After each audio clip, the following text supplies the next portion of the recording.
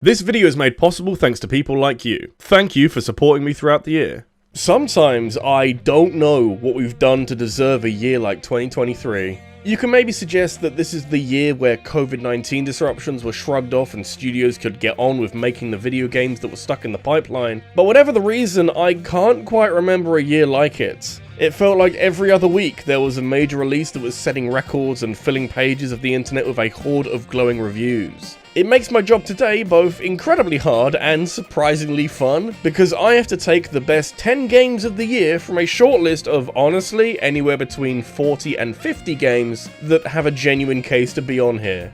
I mean, I'd rather have too many options than have to shoehorn something mediocre on here instead. It's a pretty good problem to have, if I'm being honest. Certain game releases are more of an event than others, and let me tell you, a new Pikmin game is suit and tie material. It felt like a while between Pikmin 2 and 3 when the gap was 9 years, but we had to wait an additional decade before Pikmin 4 came out this year, and this was after a reported 8 years of development and effectively going missing altogether for the best part of 5 years. Whatever happened behind the scenes, we have Pikmin 4 now, and it's like we never left. It's incredibly impressive how Nintendo have managed to make a game that functions both as a sequel that was 10 years in the making, but also as a starting point for new fans, and also, somehow, Pikmin 4 actually changes a lot of stuff about how these games work. Things are a lot more streamlined now, and Goodest Best Boy Ochi works wonders for speeding up every part of regular gameplay, and while you're not struggling as much anymore so the game isn't anywhere near as hard as Pikmin 1, it is a much more inviting game for newcomers because of it. It's never been easier to multitask in a Pikmin game, and it's never been this fun before either. It's put the Pikmin franchise in a really strong position, and hopefully all these improvements and commercial success means that we don't have to wait around so long for another one. I don't want to be pushing 40 by the time Pikmin 5 comes out.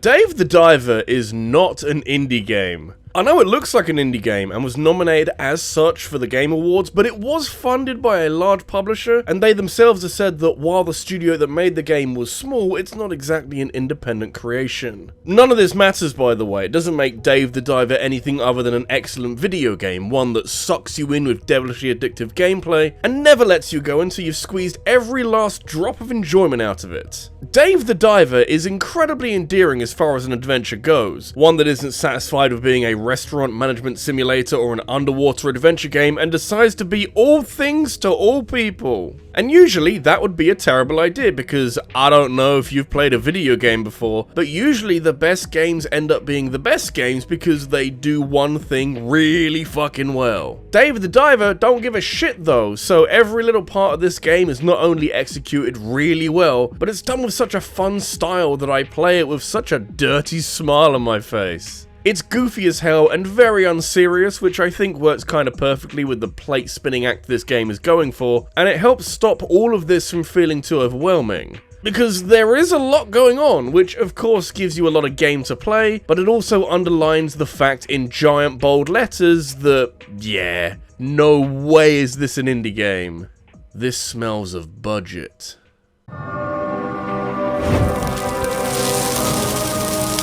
If you told me 5 years ago that 2023 would see a Souls-like released where you play as Pinocchio, and that it would be one of the best games of the year, I think I would have several follow-up questions. Lies of P has a title that reminds me of Stranded Indians and a CGI tiger, but once you get into the meat of the action, Lies of P functions more like a sequel to Bloodborne, which, you might have heard, is in pretty high demand. To compare it too closely to Bloodborne is a bit lazy because there are things that it can't hope to match, but also some things that it does a hell of a lot better. The fact that NeoWiz Games found a way to incorporate Pinocchio's lying in a way that isn't stupid is really commendable, and goes some way towards tying a game that doesn't look anything like Pinocchio back towards its origins. I don't see Paulie Shaw anywhere.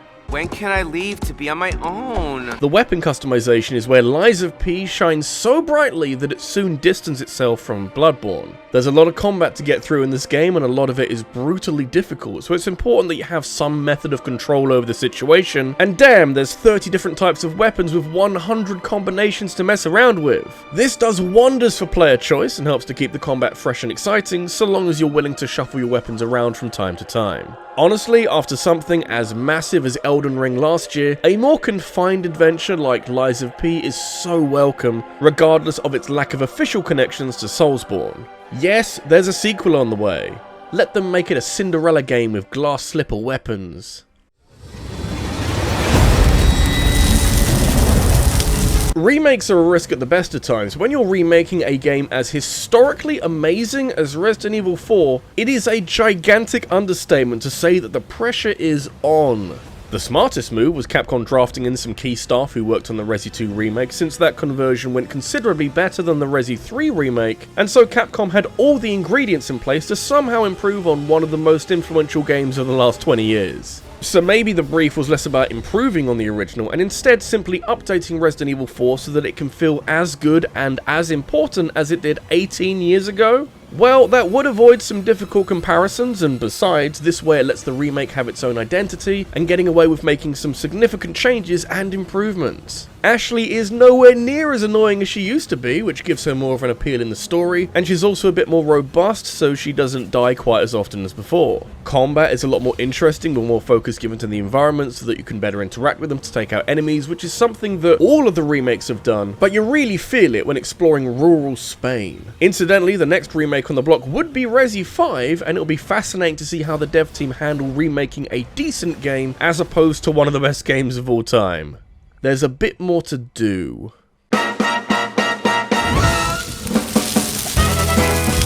If you know anything about me, hopefully it'll be that I have the softest spot imaginable for rhythm games. What can I say? Guitar Hero made the world a better place and didn't deserve to die. But hey, I'll accept that pure rhythm games are sadly in short supply these days, just so long as we keep getting games like HiFi Rush, which functions as a marriage between the rhythm game of your choosing and the stylish combat of something like Devil May Cry. This is an inspired decision, since not only does hyper-stylized combat complement Hi-Fi Rush's cartoony visuals really nicely, but you're encouraged to attack on beat with the background music, which isn't required in order to do damage, but you end up doing extra damage. And that is a really satisfying way to make a video game. Not content with just that, Hi-Fi Rush goes even further than that, and makes practically the entire game sync up with the music. This extends to predictable moments on rails where you avoid obstacles to the beat, but also enemy attacks work off the same system, which means that you're not guessing when an opponent will attack. You've got all the tools you need to know when to dodge. Hi-Fi Rush isn't as fluid with its platforming, but those work off the beat as well, so you just have to sort your timing out.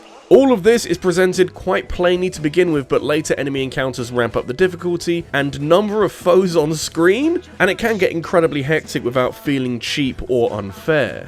You've got challenge like Devil May Cry, but with a system that puts the difficulty in your court. Get your rhythm together and you'll be fine.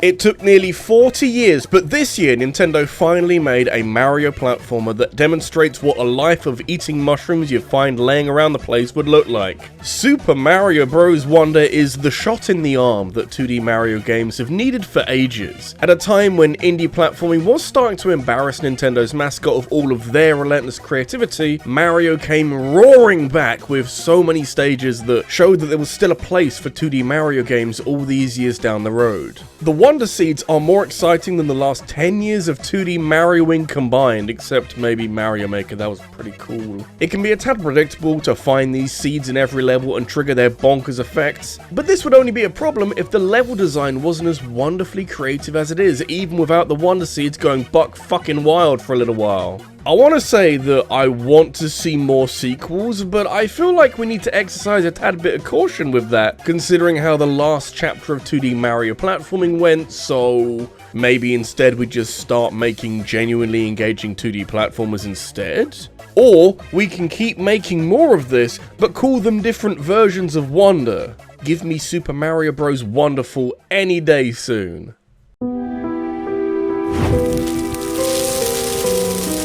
My new favourite genre of game is horror that isn't doing much to hide the fact that it's horror, and if you can put an aquatic spin on that as well, then that's just perfect. Last year it was Iron Lung with its blood lakes and underwater nightmares, and in 2023 it was left to Dredge to fly the flag and gradually lift the veil on its own watery spookiness. Dredge does little to hide how simple of a game it is, mostly owing to its profile as an indie game, but if anything, the seemingly simple loop of catching fish to sell so you can upgrade your boat so you can catch more fish does a superb job of hiding all the other shit that the game tries to pull. Dredge is as good at disarming the player as it is at making the poo leave my body very quickly, and frankly, any game that has a panic meter is knowing exactly what the end goal is. The camera is pulled out away from your boat to show the scale of some of these sea beasties, and despite lacking that first-person perspective that is so horrifying in Subnautica, you still end up being caught off guard by some monster peeking out of the shadows, or some squid that definitely look like seaweed. The Lovecraftian inspiration is obvious, but I love seeing this merge with an otherwise very simple fishing game, and it made for one of the most memorable games I played all year. You tend to remember the games that scare the poopy out of you.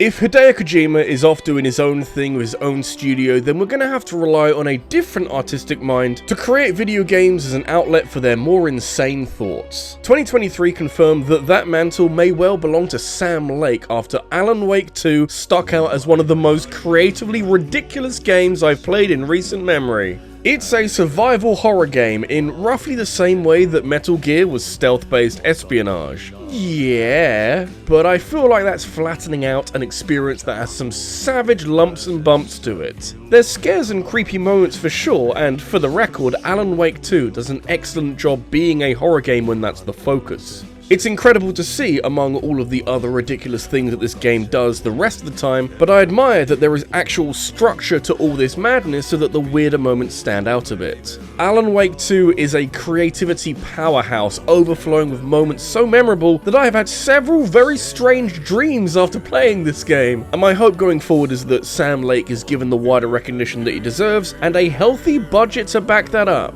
I know Control did well, but Alan Wake 2 feels like it's operating on a whole other level conceptually, and I can't wait to see where it goes from here.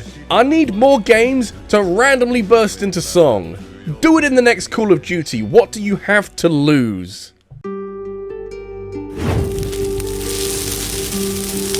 No prizes on offer for guessing what my top 2 are, and weeks after I made a very similar video to this, I find myself asking the same question. How do you split 2 genre-defining video games? For most people, you don't have to. The success of Zelda Tears of the Kingdom doesn't mean that you can't enjoy Baldur's Gate 3 and vice versa. We've been spoilt to hell and back this year, and all we should be doing is enjoying the fuck out of 2 damn fine video games. But this is a ranking of the best games of the year, and I have to split them somehow, otherwise I'll end up with a tie at the top, and no one wants that. And hey, if you saw the video I made before the Game Awards, you know what's coming next. So let's talk about Tears of the Kingdom. Yeah, I know, I bet you didn't see that one coming. To be fair, I'm surprised too, but the tipping point for me was revisiting both games a few months after I played them, and I don't know, Tears of the Kingdom just didn't quite have the same sparkle as it did the first time. Don't get me wrong, it's still outstandingly good, capable of taking an overworld that we've all seen way too much of, and juicing the mechanics so that you can now build rocket ships and hover bikes to see all of it very quickly. The sheer amount of shit to do in Tears of the Kingdom is now even larger somehow, since we've got 3 times as many overworlds and plenty of problems to solve in all of them.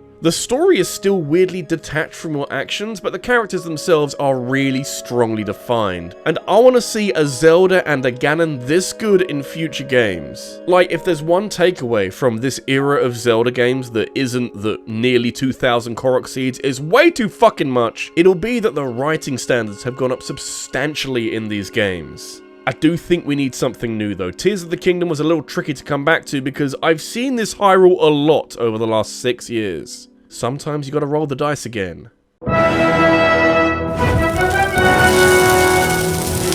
And the difference here is that Baldur's Gate 3 is such a landmark for the video game industry that a few months away from it does very little to change that. Every now and then we get a game that people won't shut up about, and while it's exceptionally easy to slap in some earplugs and pretend that a large portion of the world is talking nonsense, sometimes it's worth acknowledging the qualities of a game so good that it's raised the bar too high for other developers to reach. Ironically, Breath of the Wild did that 6 years ago, and Baldur's Gate 3 is the revolutionary force for change in the RPG genre that we've needed for a while. If Tears of the Kingdom is a marvel for player creations, Baldur's Gate 3 is a behemoth for flexible storytelling. It's actually kind of ridiculous to unpack, but it seems every small thing you do has multiple different solutions which trigger new quests, and a series of knock-on effects for multiple characters, which has this wonderful quality of encouraging experimentation and generally messing around with how you want the story to go. You know, I've played RPGs with branching storylines before, but Baldur's Gate 3 is so extra in a way that I don't think we've ever seen before. And when you remember how amazing the characters are realized with stellar voice actor performances and flawless facial animations and some pretty awesome writing, it's a world that leaps off the screen with consummate ease. Frankly, if you're working with the dice rolls of Dungeons & Dragons so closely, you've got to keep your options open for anything. You never quite know what people will do next. And yeah, those are the best games of 2023. Do you agree, or is there something else you put at number 1? Let me know in a comment down below, and if you've enjoyed this video, leave a like and subscribe for more, and hit that bell for notifications of every new upload. Last week I talked about the worst games of 2023, so make sure you go watch that. And I also want to thank my top supporters on Patreon, including the Green Scorpion, Scott Riker, and Sarah Mallion. Thank you for watching, and I'll see you in the next one. Take care.